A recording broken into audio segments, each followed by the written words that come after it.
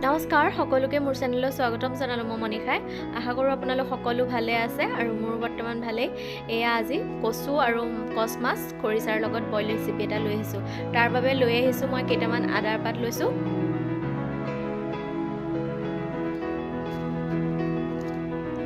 কেইখিলা লৈ লৈছোঁ আৰু জলকীয়া লৈছোঁ একদম জ্বলা থকা জলকীয়া লৈছোঁ পিঁয়াজ নহৰু কচু আৰু কেইপিচমান কচ মাছ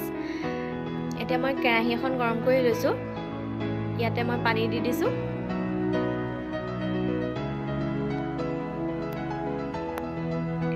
আৰু ইয়াতে মই কচু দি দিম কাটি লোৱা কচু কেইপিচমান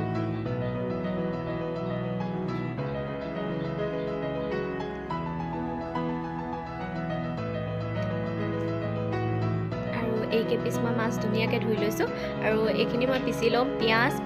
জলকীয়া বিলাহী এটা নহৰু এইখিনি পিচি ল'ম মিক্সি এটাত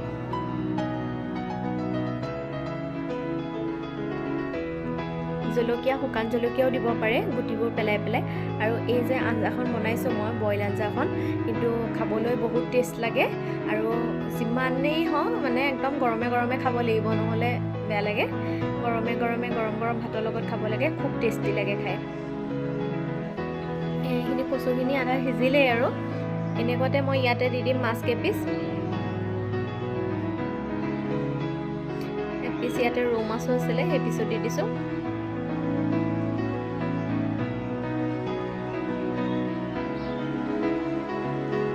ঢাকি দিলোঁ মই এতিয়া সিজিবলৈ দিম আৰু এইখিনি এতিয়া সিজিলত মই ইয়াতে পিচি লোৱা পেষ্টটো দি দিছোঁ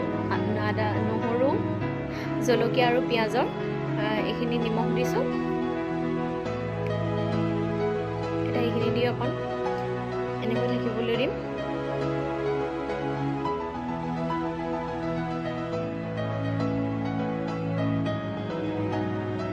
কচুখিনি সিজি ভাগি গ'লে খুব ভাল লাগে খাই আৰু ইয়াতে মই এখন খৰিচা দি দিছোঁ ইয়াতে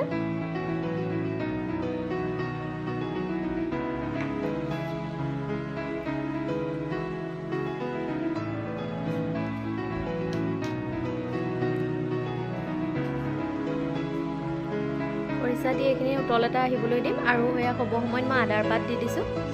এয়া হৈ গ'ল কচু আৰু মাছ বইলৰ ৰেচিপিটো